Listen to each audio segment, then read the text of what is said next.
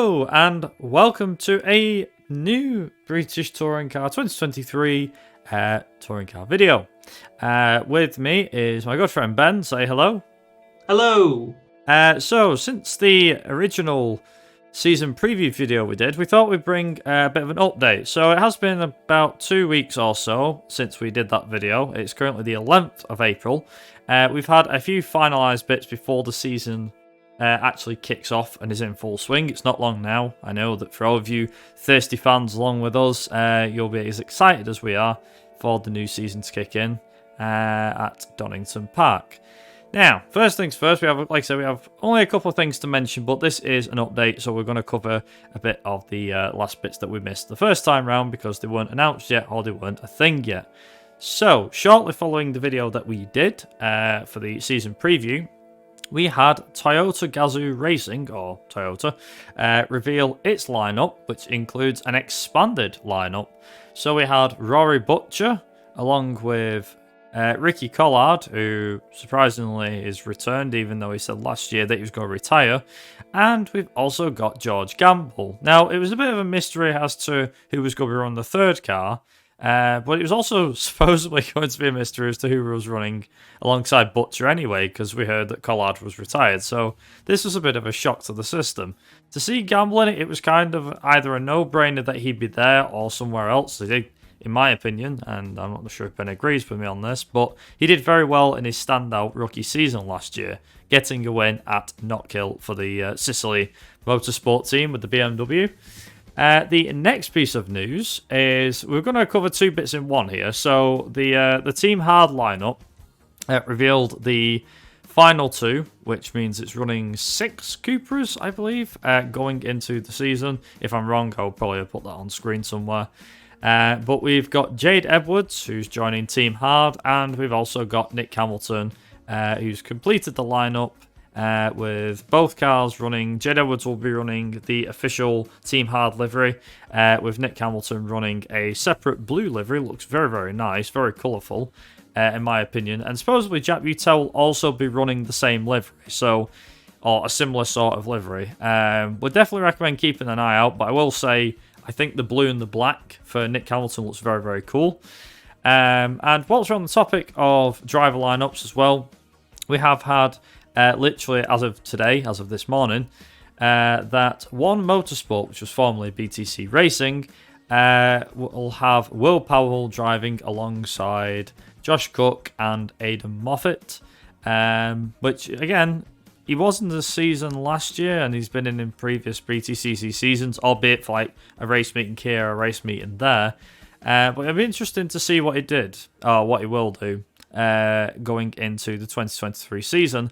The final part of news is the biggest of the bunch, though, with Team Dynamics taking a shock hiatus from the BTCC in 2023. This was revealed about a week ago at this point. Matt Neal basically had said that obviously Honda had pulled out their main support. They actually had one of their main sponsors, which I believe was Halfords, pull out at the last minute, literally the last minute, as they were finalising details and things like that, which meant that current driver Flash Gordon no longer has a seat unless somebody wants to take him on for support reasons. And obviously, whoever was going to be taking that second seat can't now because that seat doesn't exist. So we're actually losing a team. It's a big shame as well because, if I'm not mistaken, Ben, Team Dynamics has been in touring cars for God knows how many years, hasn't it? It's a big shock to the system. Yeah, I mean, what are your obviously thoughts? I've watched it for like 20 odd years this year, and I can't remember a season where like there wasn't in it in some capacity. Like, it's just a real big shock for me. It means like no Matt Neal as well. You know, like even though he wasn't racing, he was still there.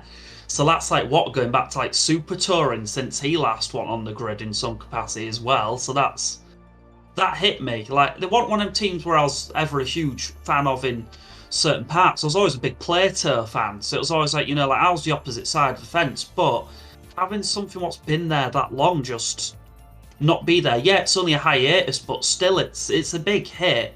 It really is quite sad in the aspect of, you know, like it's not there. Like you said, Gordon Shedden, yeah, he came back, he'd been gone for a bit, and he's now not on the grid. That's that's sad in its own aspect.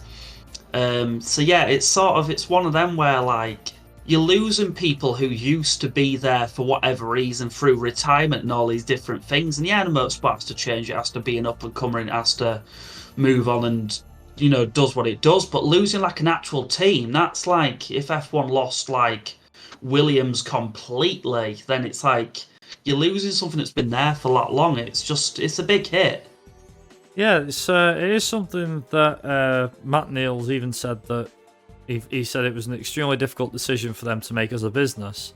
But the other thing is as well is that he actually did mention that even though he's not going to be in, or Team Dynamics is not going to be in the BTCC for the year, they are going to be supporting One Motorsport. So the team I mentioned earlier, the one that used to be BTC Motorsport, in the 2023, for the 2023 season, and going to try and hopefully help them win races and challenge for the Drivers and Teams Championship.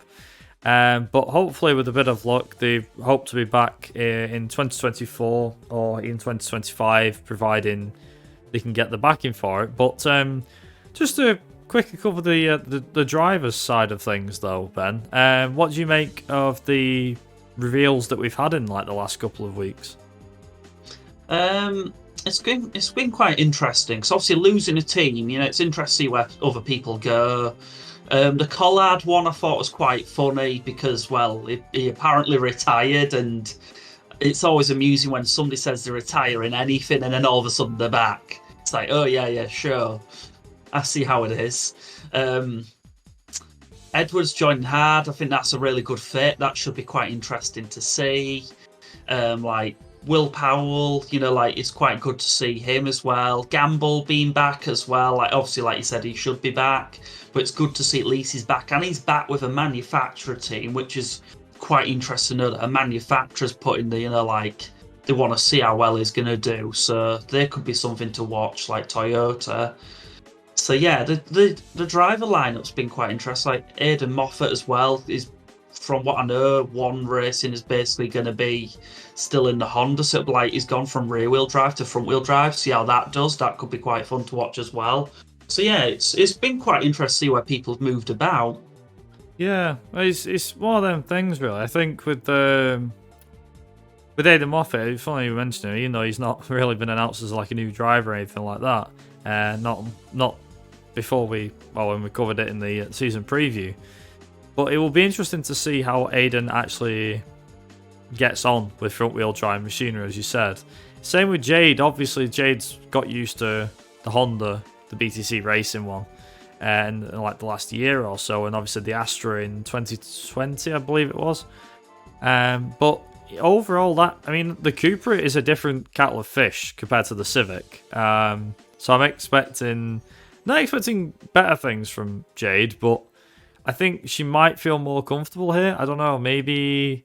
The Honda wasn't the greatest car last year, the BTC, so maybe this might be able to prove and get a few more points on the board, but it is ruthless BTCC, so we'll see how it gets on. But yeah, the Toyota lineup, again, I'm going to just quickly come back to Gamble here for a second, I do think he might struggle, personally speaking, with it being front-wheel drive, but if he proves me wrong and he gets on really well with that Toyota, then yeah, that will be really good to see. And that just about covers it for this video. We don't plan on this video being too long because, well, it's an update. There's only a couple of bits of news to cover. But as per usual, thank you very much for all your continued support through the previous video that we did on the season preview. And obviously for the comments that we've had in the preview as well. Just to mention that we did get a comment on the preview mentioning about the teams who hadn't announced the drivers, so we have managed to cover that with this video, or we hope we have. But yeah, thank you very much for your continued support, and hopefully this season will provide some more great racing as it did last year. And who's to say what will happen?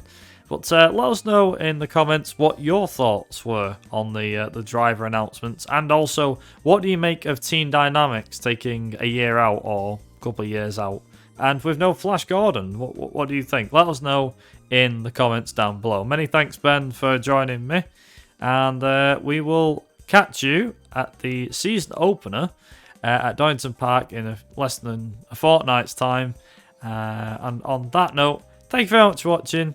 Have yourselves a great evening, and of course, as always, ta-ra! Bye.